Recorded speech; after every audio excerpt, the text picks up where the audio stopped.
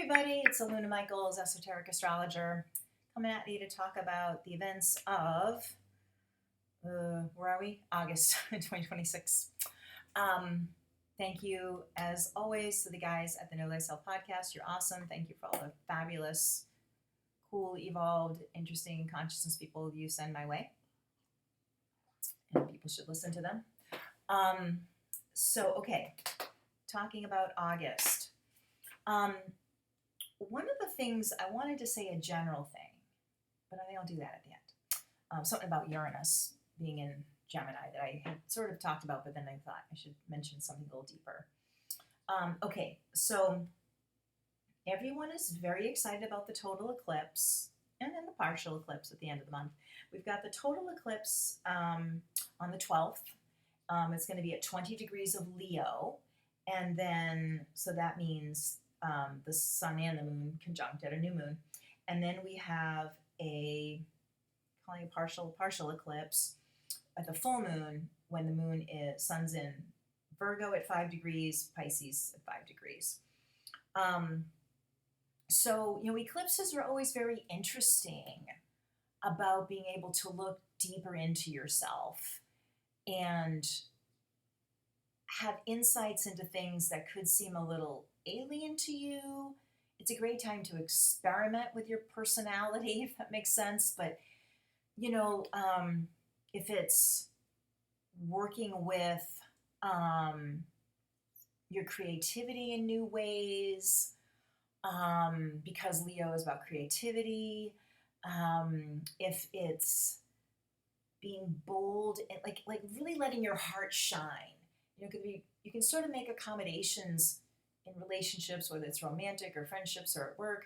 You sort of have to hide parts of yourself, And this eclipse can really help you rediscover parts of yourself that you've kind of hidden away or forgotten about, or think, oh, someone's going to be intimidating if I'm that bright or big or good or whatever, bold.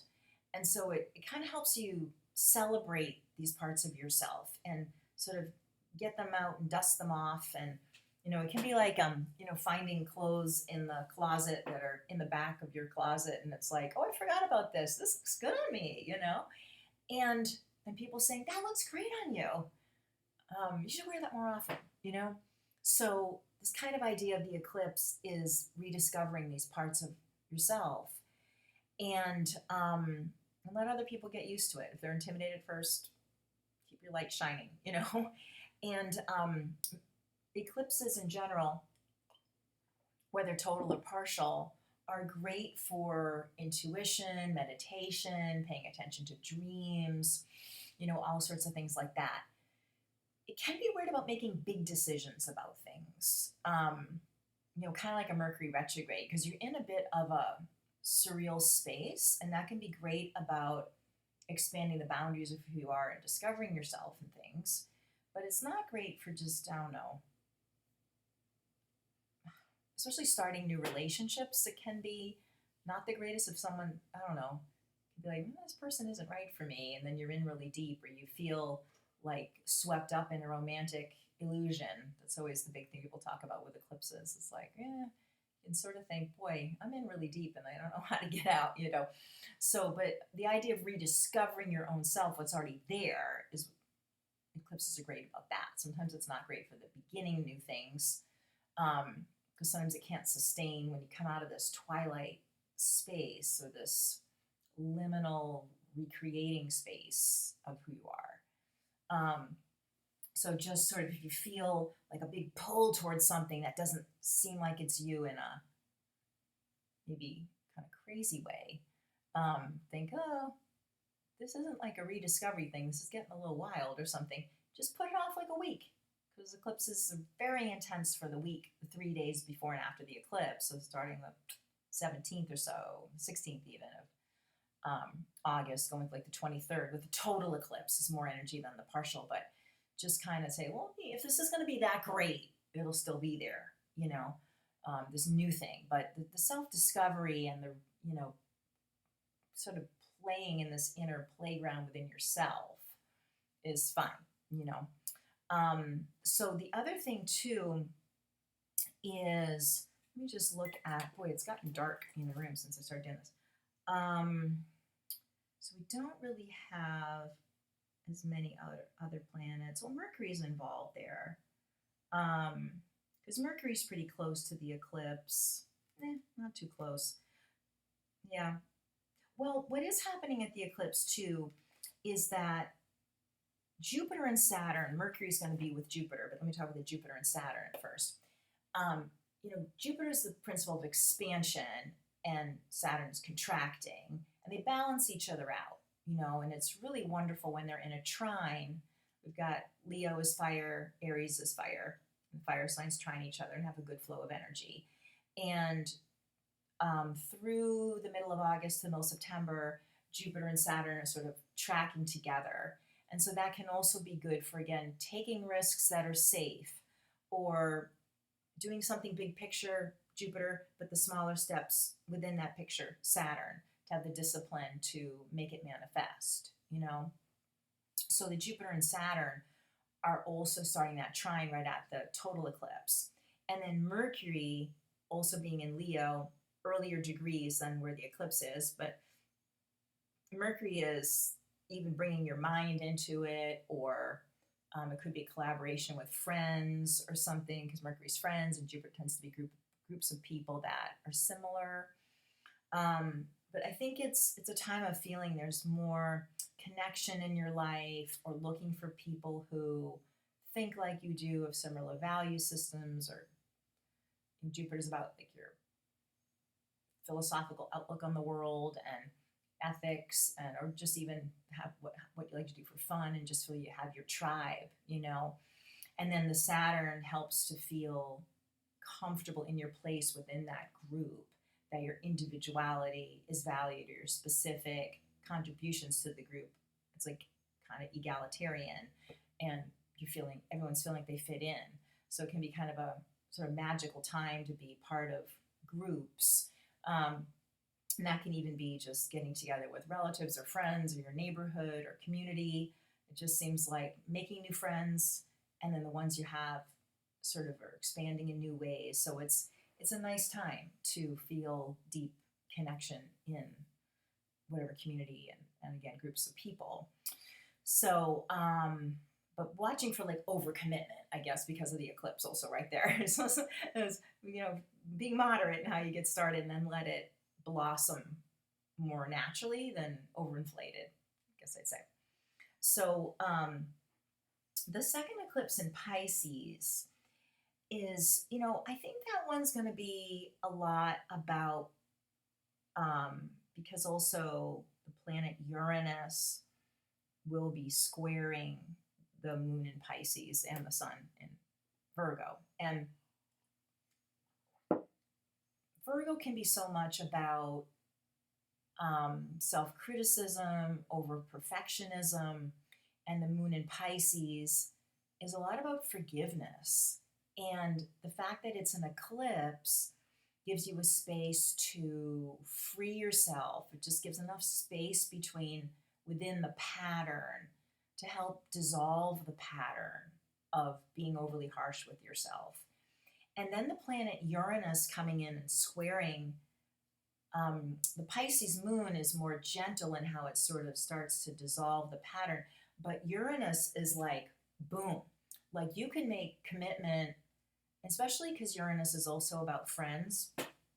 If there was a friend or someone you really get each other to say, let's make a commitment to not say negative stuff about ourselves, or to do a gratitude list every day, or to, when you get in a pattern, it feels familiar, but that pattern doesn't make you happy. It's like, no, like the Uranus can be just like, that's it. That's the end of this pattern.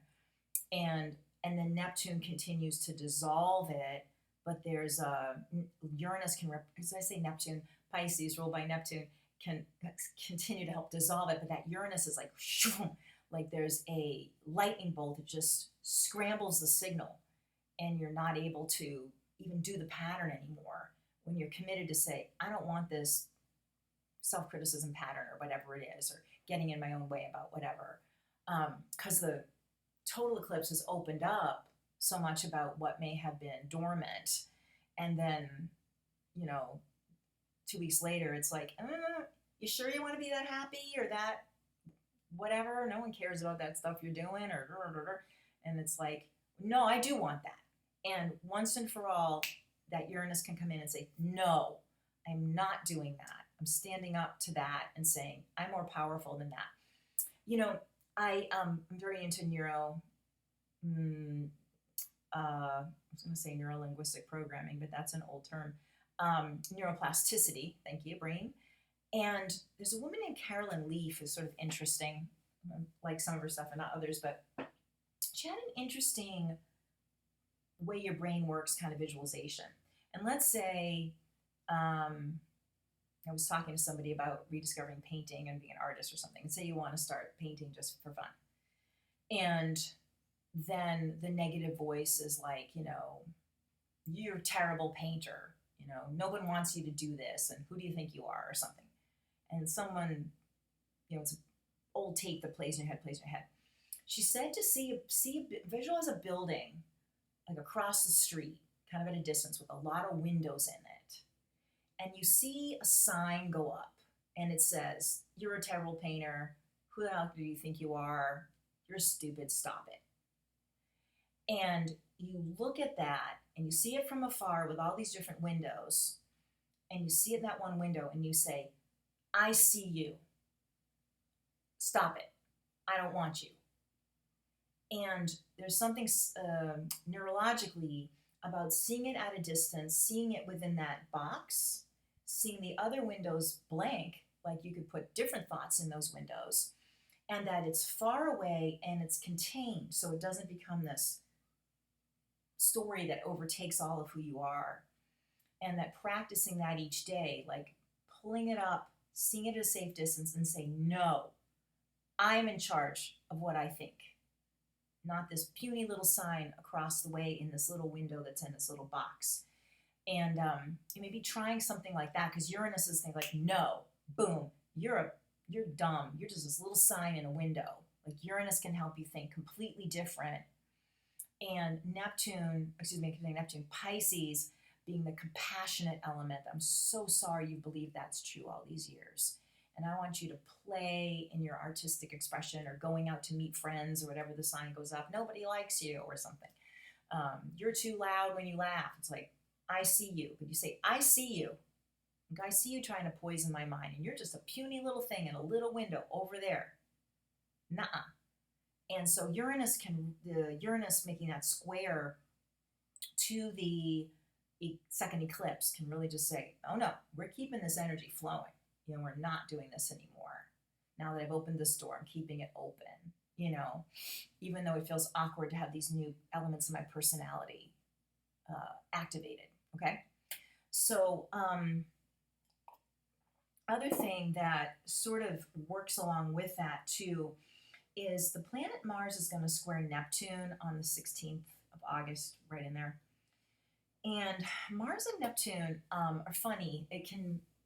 It's like watching habits of, do you have any, if I say addiction, if it's drinking or getting talked into things? Because Mars is like, I want to go there. And Neptune is like, but just come over here, it's fine. And then like, you're over here like, well, I never got over there. What? This is not where I want to be. And so just making sure you don't, again, it's kind of like exploring self-sabotage, because the eclipse is so boom, the first eclipse in Leo, like, I'm gonna discover these new parts of me.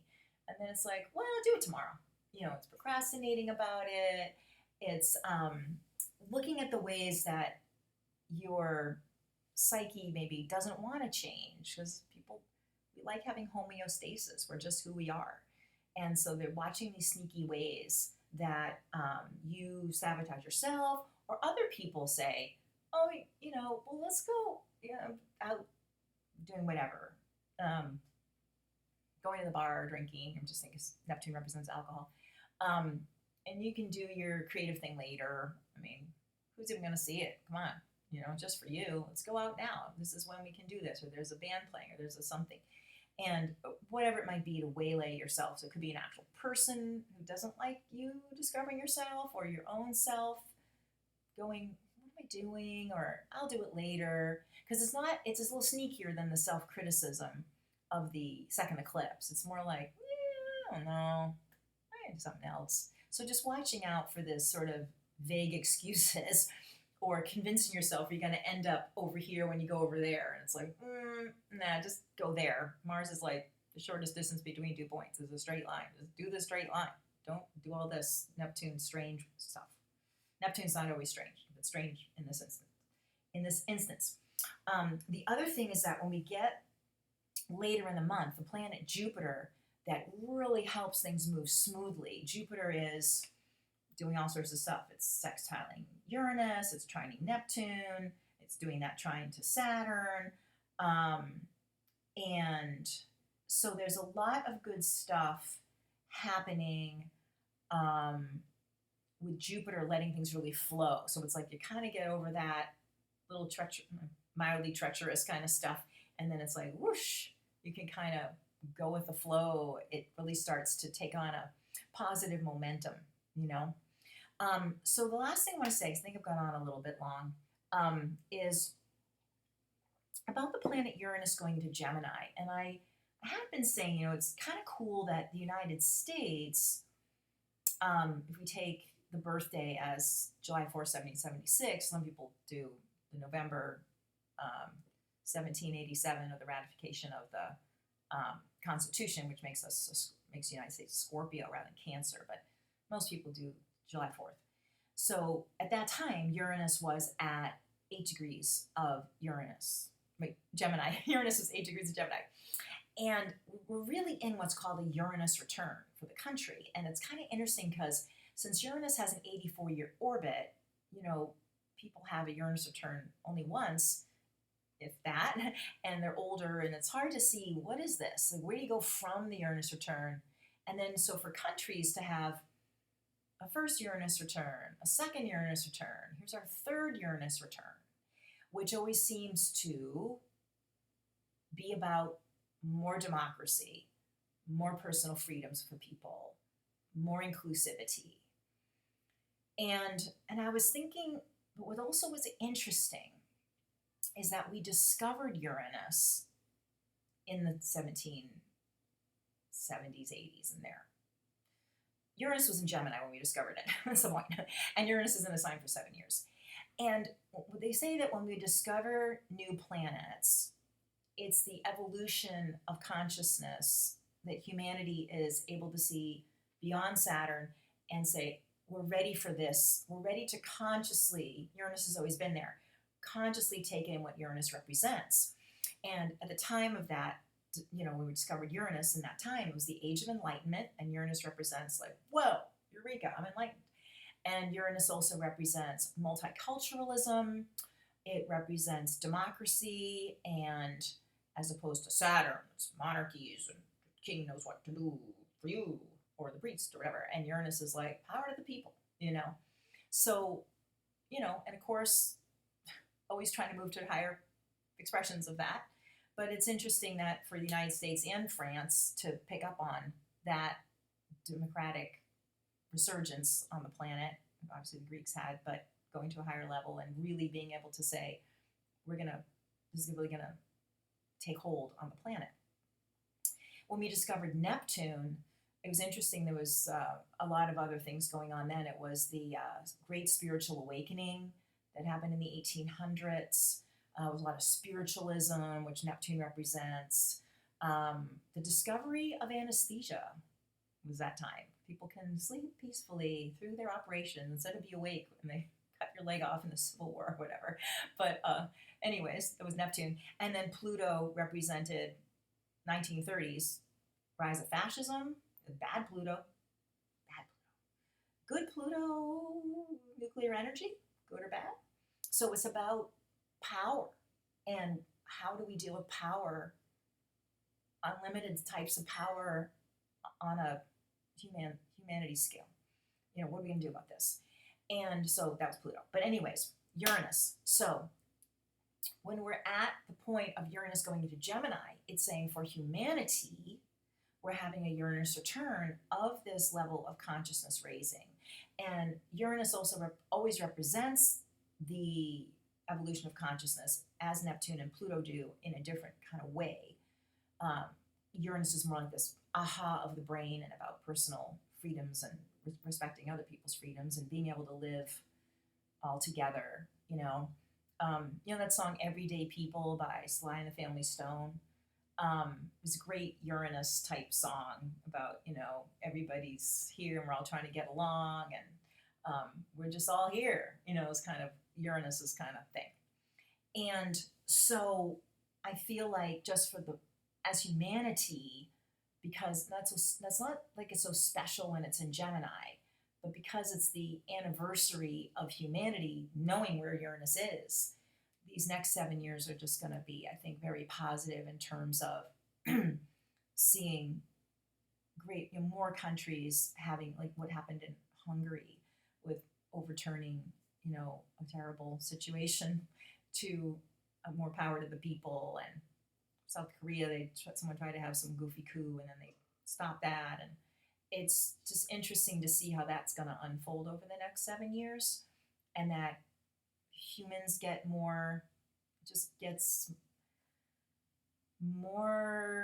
respecting of we're all a bunch of different people living here, different races, different religions, different personality types, different astrological signs.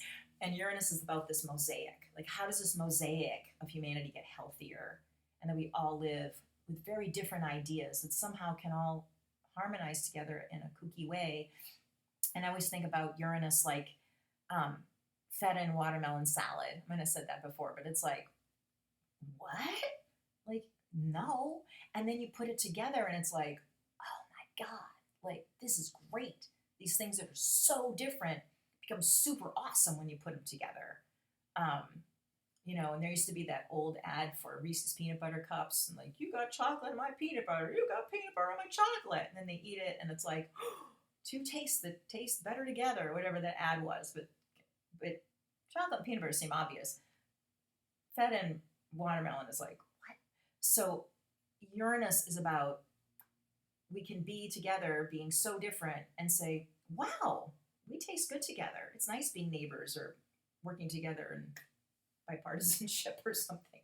But I wanted to put that out there about Uranus, and that it's and we just happen to, as if you're an American, listen to this, that just happens to be when the nation was formed under that, which is kind of cool. So anyways, take that what you want to take with that. And don't forget, you can get a reading from me anytime, alunamichaels.com. You can email me through the website. I've got my book on there, The Spiritual Gifts of the 12 Astrological Signs. You can text me at 248-583-1663, which is often the fastest way to get a session. And I hope you have a great rest of your August, and bye-bye for now. See you in September.